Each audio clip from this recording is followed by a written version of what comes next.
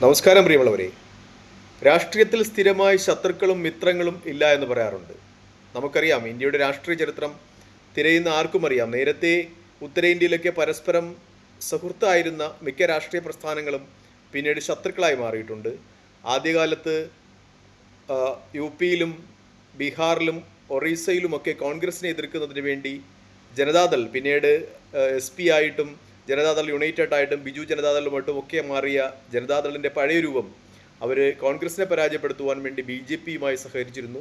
ഇപ്പോൾ U പിയിലൊക്കെ S P എന്ന് പറയുന്ന പഴയ ജനതാദളിൻ്റെ രൂപം ബി ജെ പിയെ പരാജയപ്പെടുത്തുവാൻ വേണ്ടി കോൺഗ്രസുമായിട്ട് സഹകരിക്കുന്നു.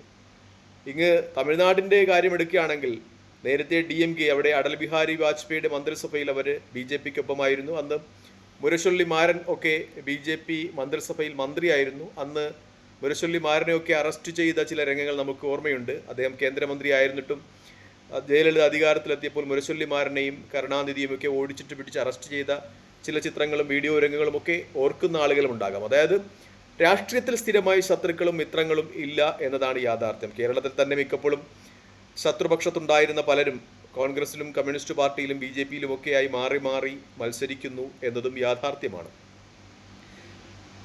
പശ്ചിമബംഗാളിനെ സംബന്ധിച്ച് പശ്ചിമബംഗാളിലും വിവിധ രൂപത്തിലും ഭാവത്തിലുമൊക്കെ രാഷ്ട്രീയ സഖ്യങ്ങൾ മാറി മാറി വരാറുണ്ട് എന്നാണ് യാഥാർത്ഥ്യം. കാരണം ഇന്ത്യയിൽ കുറച്ചുകൂടി തീവ്രമായ രാഷ്ട്രീയമുള്ള സംസ്ഥാനമാണ് പശ്ചിമബംഗാൾ. ഏറ്റവും തീവ്രമായിട്ട് പരസ്പരം രാഷ്ട്രീയ പാർട്ടിയിലെ പ്രവർത്തകർ ഏറ്റുമുട്ടുകയും കൊല ചെയ്യപ്പെടുകയും ചെയ്ത ഒരു സംസ്ഥാനമാണ് പശ്ചിമബംഗാൾ എന്ന് പറയാം. പശ്ചിമബംഗാളും ത്രിപുരയും ഒക്കെ കേരളത്തിലേക്കാൾ ഒരുപക്ഷെ പാർട്ടി ഗ്രാമങ്ങൾ കൂടുതലായതുകൊണ്ടായിരിക്കാം അത് എന്നൊരു യാഥാർത്ഥ്യമുണ്ട്. നമുക്കറിയാവുന്നതുപോലെ, നമ്മൾ വായിച്ചിട്ടുള്ളതുപോലെ, പണ്ട് ഒരു കോൺഗ്രസ് പ്രവർത്തകനെ വെട്ടിക്കൊന്നതിന് ശേഷം, സി പി എം പ്രവർത്തകർ വീട് കയറി വെട്ടിക്കൊന്നതിന് ശേഷം അദ്ദേഹത്തിൻ്റെ ചോര, സ്വന്തം അമ്മയെ ആ ചോരയിൽ ചോറ് കുഴച്ചു കൊടുത്തു കഴിപ്പിച്ചു എന്ന ഒരു വാർത്ത നമ്മൾ വായിച്ചിട്ടുണ്ടാകും. അതിനുശേഷം മകൻ്റെ ചോര കലർന്ന ചോറ് കഴിച്ച അമ്മ ഭ്രാന്തിയായി അലഞ്ഞു എന്നൊക്കെയുള്ള ചില വാർത്തകൾ നമ്മൾ യൂട്യൂബിലും അതുപോലെ ഗൂഗിളിലും ഒക്കെ സെർച്ച് ചെയ്താൽ കിട്ടുന്നതാണ്. അത്രത്തോളം തീവ്രമായിരുന്നു പശ്ചിമബംഗാളിൻ്റെ രാഷ്ട്രീയം എന്നതാണ് യാഥാർത്ഥ്യം. ആദ്യകാലത്ത് സി പി എമ്മും കോൺഗ്രസുമായിരുന്നു. പിന്നീട് കോൺഗ്രസ് വിട്ട് മമതാ ബാനർജി തൃണമൂൽ രൂപവത്കരിച്ച ശേഷം അത് തൃണമൂലും തൃണമൂലും സി പി എമ്മുമായി മാറി. ഒരുപക്ഷെ സി പി എമ്മിനെ അതേ തീവ്രതയോടുകൂടി അവരുടെ ഒരു ഗുണ്ടാ സ്വഭാവം വെച്ച് എതിർത്തത് കൊണ്ടായിരിക്കാം അവിടെ മമതാ ബാനർജിക്ക് ഒരു സ്പേസ് കിട്ടിയത്. കോൺഗ്രസിൻ്റെ നേതാവ് എന്നതിനേക്കാൾ സി പി എമ്മിനെ അതേ തീവ്രതയോടുകൂടി പ്രതിരോധിച്ചതുകൊണ്ടാണ് അവർക്ക് അവിടെ ഒരു സ്ഥാനം ലഭിച്ചത്.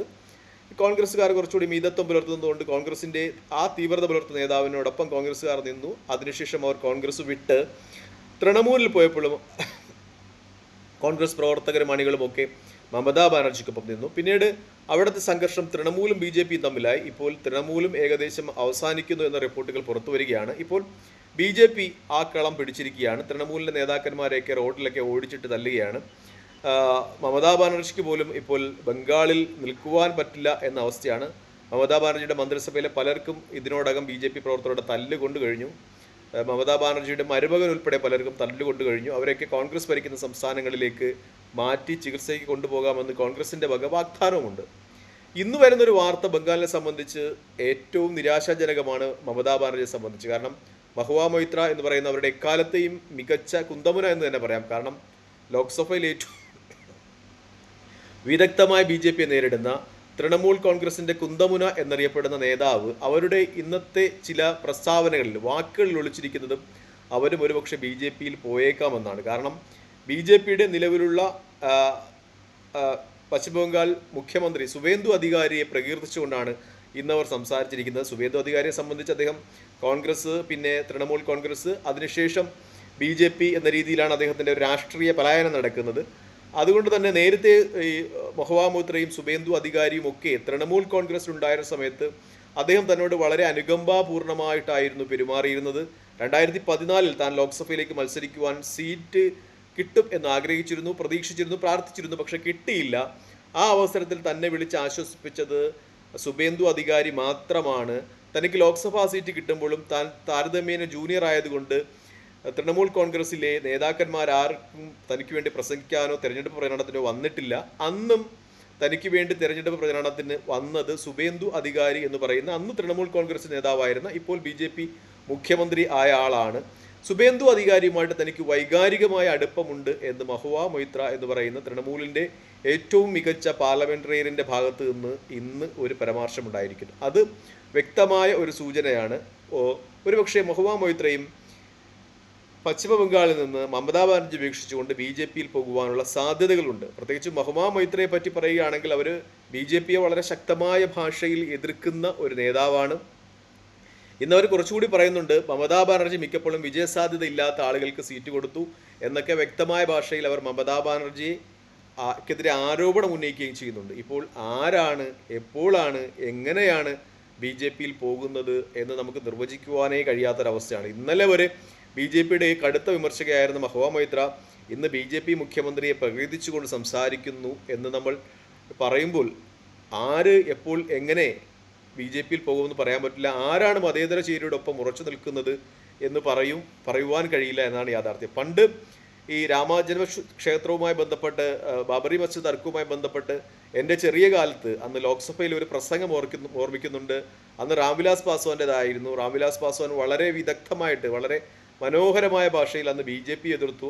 ബി ജെ പി മുന്നോട്ട് വയ്ക്കുന്ന രാമക്ഷേത്രം എന്ന സങ്കല്പത്തെ, അവിടെ ബാബറി മസ്ജിദ് തകർത്തുകൊണ്ട് രാമക്ഷേത്രം പണിയണമെന്ന സങ്കല്പത്തെയൊക്കെ വളരെ രൂക്ഷമായ ഭാഷയിൽ അന്ന് രാംവിലാസ് പാസ്വാൻ എതിർക്കുന്നത് ഞാൻ കണ്ടിട്ടുണ്ട് ലോക്സഭാ ടി വിയുടെ. പക്ഷേ മാസങ്ങൾ കഴിഞ്ഞ് രാംവിലാസ് പാസ്വാൻ ബി ജെ പിയിലെത്തി.